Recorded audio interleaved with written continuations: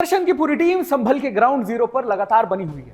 हम अब तक संभल से जुड़ी हर छोटी बड़ी अपडेट दे रहे हैं। जब से प्रशासन का पीला पंजा मतलब बुलडोजर का एक्शन ये आया है, रोज नए खुलासे हो रहे हैं। कहा तो जिहादियों की टोली एक हरिहर मंदिर के सर्वे से बौखलाई हुई थी, अब हर रोज एक मंदिर प्रकट हो रहा है। हिंदू मंदिरों को कैसे बाबर और उसके चेलों ने इतिहास के पन्नों से लेकर जमीन तक ढकने का प्रयास किया था, वो सब अब जमीन फाड़कर खुद अपने अस्तित्व की गवाही दे रहे हैं। संबलेश्वर मंदिर में अभी पूजा पाठ शुरू ही हुआ था कि एक और मंदिर अवतरित हो गया है। अब कट्टरपंथी देवद्रोहियों को समझ नहीं आ रहा है कि आखिर क्या कहें, क्या करें। चोरी तो पकड़ी गई है। हमारे संवाददाता रामपाल इस नए मंदिर से जुड़े हर जानकारी आपको दे रहे हैं, देख लीजिए।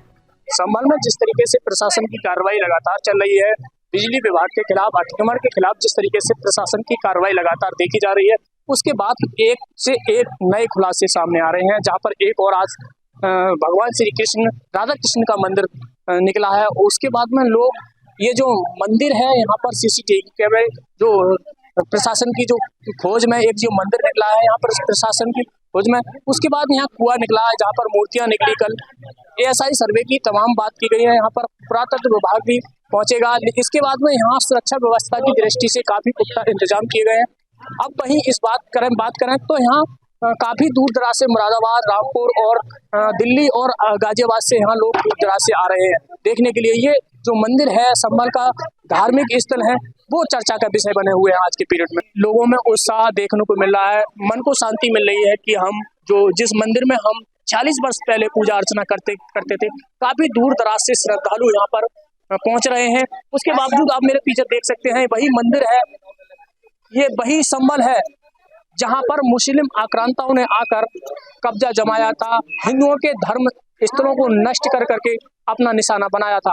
रामपाल सिंह, श्रोता न्यूज़, संभल। संभल में क्या चल रहा है? संभल में चमत्कार चल रहा है।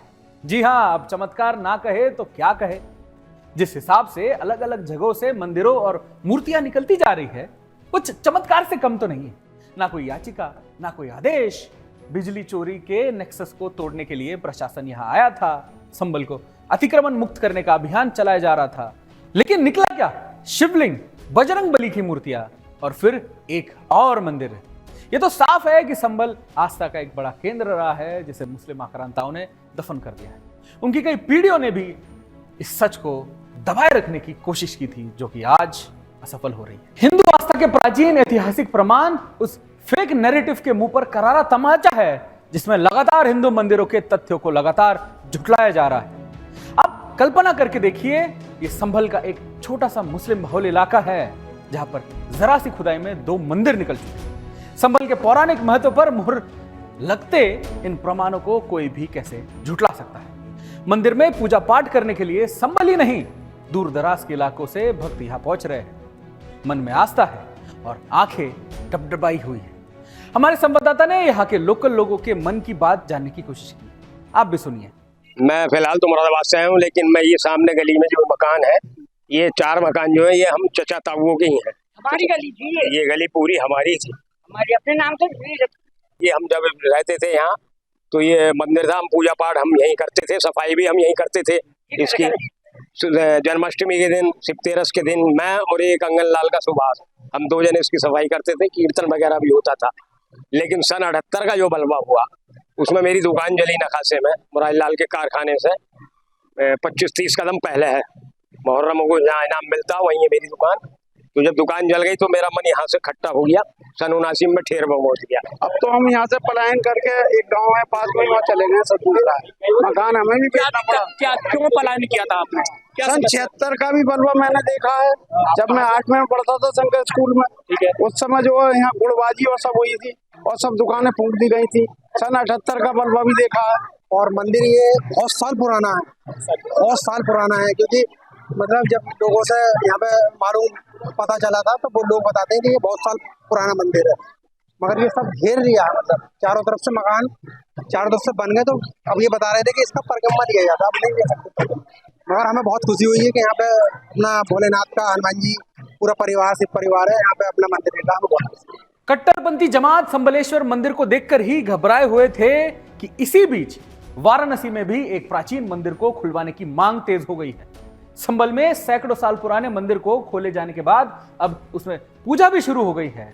संभल के बाद अब धर्म नगरी काशी में भी एक मंदिर सामने आया है, जिसे खुलवाने की मांग तेज हो गई है। शहर के मुस्लिम बहुल क्षेत्र मदनपुरा इलाके में यह मंदिर स्थित है। बताया जा रहा है कि बंद पड़ा यह मंदिर सैकड़ों साल पुराना है और बीते कई दशकों से यहां पूजा पाठ बंद है, जिसके बाद से सोशल मीडिया पर पूरे इस पर खुलवाने और इसमें पूजा पाठ शुरू करवाने को लेकर तरह तरह के कमेंट्स किए जा रहे हैं। अब इस मंदिर को लेकर आपके जहन में कई सवाल उठ रहे होंगे। हमारी इस रिपोर्ट में आपके सारे सवालों का जवाब मिलेगा आपको, देख लीजिए।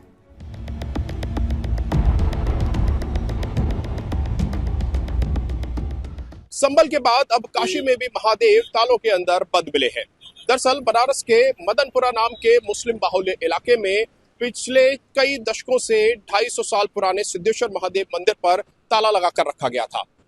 ये मंदिर करीब 150 से 250 साल पुराना बताया जा रहा है और इसके बारे में स्कंद पुराण के काशी खंड में साफ साफ जिक्र है। लेकिन 40 साल से बंद पड़े इस मंदिर को किसी ने नजरअंदाज किया। अब ये सवाल उठता है, क्या इसे जानबूझकर दबाया गया? क्या किसी ने इस मंदिर की प्राचीनता को छिपाने का षड्यंत्र रचा?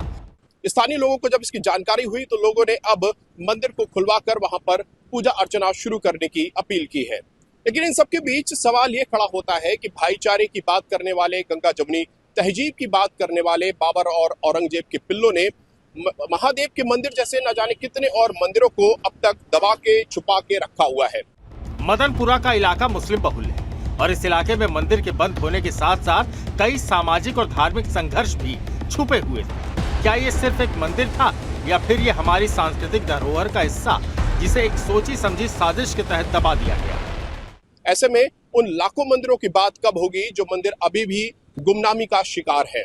इसलिए सवाल ये भी है कि जल्द से जल्द इस तरीके की कार्रवाइयों को बढ़ाया जाए, उनको प्रोत्साहन दिया जाए, ताकि हिंदुओं की आस्था के प्रतीक इन मंदिरों को पुनर्जीवन मिल सके, उनका पुनर्स्थापन किया जा सके।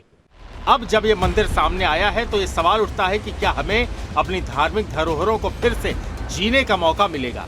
मंदिर को खोलने की मांग के बाद प्रशासन और पुलिस एक्टिव हुई, लेकिन सवाल ये है कि ये मामला सिर्फ एक धार्मिक स्थल को खोलने तक सीमित रहेगा या ये कुछ बड़े सवालों का कारण बनेगा? क्या प्रशासन इस मंदिर की असल पहचान को पूरी तरह से उजागर करेगा या इसे फिर से दबाने की कोशिश होगी? यूपी के मुख्यमंत्री योगी आदित्यनाथ जब ये कहते थे कि हम बटे थे इसलिए कटे थे, तब सिर्फ कटे ही नहीं थे बल्कि हिंदुओं की आस्था के ऊपर भी सीधा प्रहार करके उसको कुचला गया था। ये मंदिर सिर्फ एक धार्मिक स्थल नहीं बल्कि काशी की सांस्कृतिक पहचान का अहम हिस्सा था।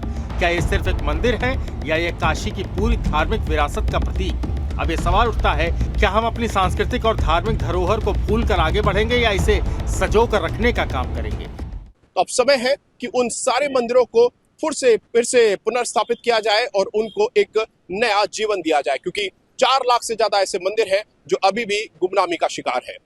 कैमरा पर्सन सुशील अवस्थी के साथ रजत मिश्रा, सुदर्शन न्यूज। संभल के बाद वाराणसी के मुस्लिम बहुल मदनपुरा इलाके में बंद पड़ा प्राचीन मंदिर मिलने का मामला अब गरमाने तो लगा है। सनातन रक्षक दल ने इसकी खोज का दावा किया है और मौके पर पहुंचकर मंदिर को खोलने की मांग करने लगे हैं। सनातन रक्षक दल का दावा है कि यह नामांकित मंदिर सिद्धेश्वर महादेव है। इलाके में काफी गहमागहमी के बाद मौके पर आला अधिकारी पहुंचे, जिन्होंने सनातन रक्षक दल से बात कर उन्हें आश्वासन दिया। पुलिस ने तनाव को देखते हुए यहां पीएसी बल की तैनाती कर दी गई है।